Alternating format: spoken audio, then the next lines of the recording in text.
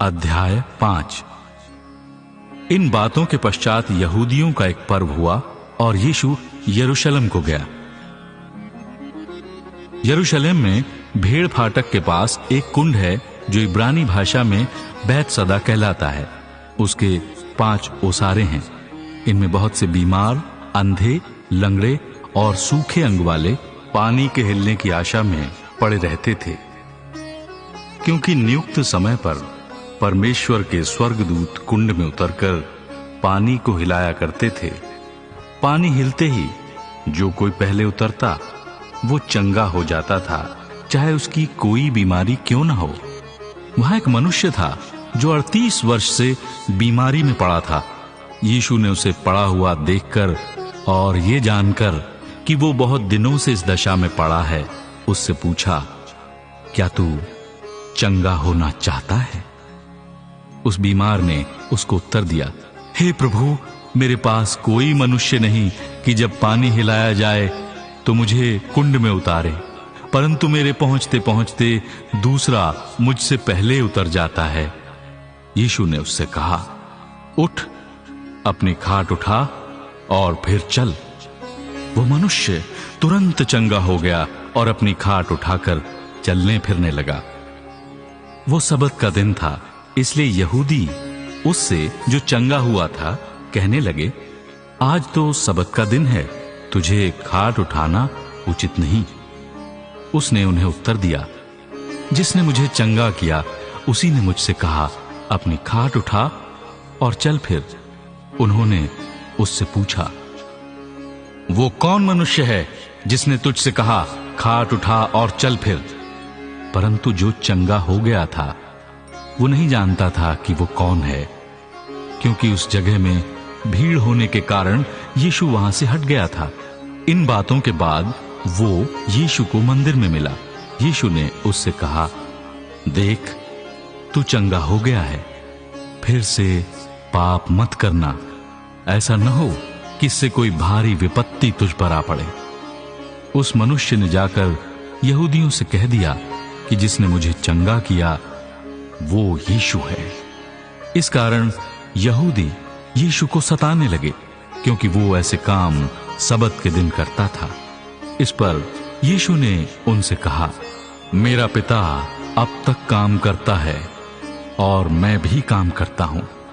इस कारण यहूदी और भी अधिक उसको मार डालने का प्रयत्न करने लगे, क्योंकि वो न केवल सबत के दिन की विधि को तोड़ता, परंतु परमेश्वर को अपना पिता कहकर अपने आप को परमेश्वर के तुल्य भी ठहराता था। इस पर यीशु ने उनसे कहा, मैं तुमसे सच सच कहता हूं, पुत्र आपसे कुछ नहीं कर सकता, केवल वो जो पिता को करते देखता है, क्योंकि जिन जिन कामों को वो करता है उन्हें पुत्र भी उसी रीति से करता है, क्योंकि पिता पुत्र से प्रीति रखता है, और जो जो काम वो आप करता है वो सब उसे दिखाता है, और वो इनसे भी बड़े काम उसे दिखाएगा, ताकि तुम अचंभा करो।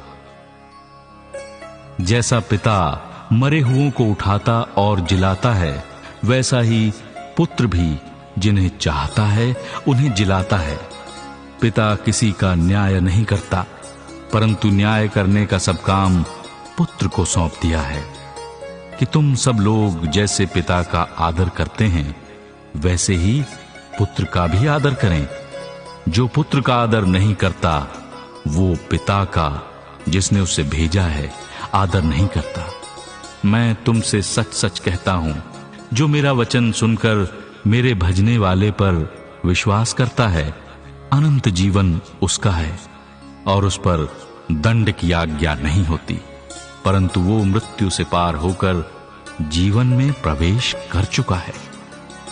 मैं तुमसे सच सच कहता हूं, वो समय आता है और अब है जिसमें मृतक परमेश्वर के पुत्र का शब्द सुनेंगे, और जो सुनेंगे वे जिएंगे, क्योंकि जिस रीति से पिता अपने आप में जीवन रखता है, उसी रीति से अपने पुत्र को भी अधिकार दिया है कि अपने आप में जीवन रखे। वरन उसे न्याय करने का भी अधिकार दिया है, इसलिए कि वो मनुष्य का पुत्र है। इससे अचंभा मत करो, क्योंकि वो समय आता है कि जितने कब्रों में हैं वो उसका शब्द सुनकर निकल आएंगे। जिन्होंने भलाई की है वो जीवन के पुनरुत्थान के लिए जी उठेंगे, और जिन्होंने बुराई की है वो दंड के पुनरुत्थान के लिए जी उठेंगे। मैं अपने आप से कुछ नहीं कर सकता, जैसा सुनता हूं वैसा न्याय करता हूं, और मेरा न्याय सच्चा है, क्योंकि मैं अपनी इच्छा नहीं परंतु अपने भेजने वाले की इच्छा चाहता हूं। यदि मैं आप ही अपनी गवाही दूं तो मेरी गवाही सच्ची नहीं। एक और है जो मेरी गवाही देता है, और मैं जानता हूं कि मेरी जो गवाही वो देता है वो सच्ची है। तुमने यूहन्ना से पूछवाया और उसने सच्चाई की गवाही दी है, परंतु मैं अपने विषय में मनुष्य की गवाही नहीं चाहता। तो भी मैं ये बातें इसलिए कहता हूं कि तुम्हें उद्धार मिले। वो जो जलता और चमकता हुआ दीपक था, और तुम्हें कुछ देर तक उसकी ज्योति में मगन होना अच्छा लगा, परंतु मेरे पास जो गवाही है वो यूहन्ना की गवाही से बड़ी है, क्योंकि जो काम पिता ने मुझे पूरा करने को सौंपा है, अर्थात यही काम जो मैं करता हूं, वो मेरे गवाह हैं कि पिता ने मुझे भेजा है, और पिता जिसने मुझे भेजा है उसी ने मेरी गवाही दी है। तुमने न कभी उसका शब्द सुना और न उसका रूप देखा है, और उसके वचन को मन में स्थिर नहीं रखते, क्योंकि जिससे उसने भेजा तुम उसका विश्वास नहीं करते। तुम पवित्र शास्त्र में ढूंढते हो, क्योंकि समझते हो कि उसमें अनंत जीवन तुम्हें मिलता है, और ये वही है जो मेरी गवाही देता है। फिर भी तुम जीवन पाने के लिए मेरे पास आना नहीं चाहते। मैं मनुष्यों से आदर नहीं चाहता, परंतु मैं तुम्हें जानता हूं कि तुम में परमेश्वर का प्रेम नहीं। मैं अपने पिता के नाम से आया हूं और तुम मुझे ग्रहण नहीं करते। यदि अन्य कोई अपने ही नाम से आए तो उसे ग्रहण कर लोगे। तुम जो एक दूसरे से आदर चाहते हो, और वो आदर जो एकमात्र परमेश्वर की ओर से है, नहीं चाहते, किस प्रकार विश्वास कर सकते हो?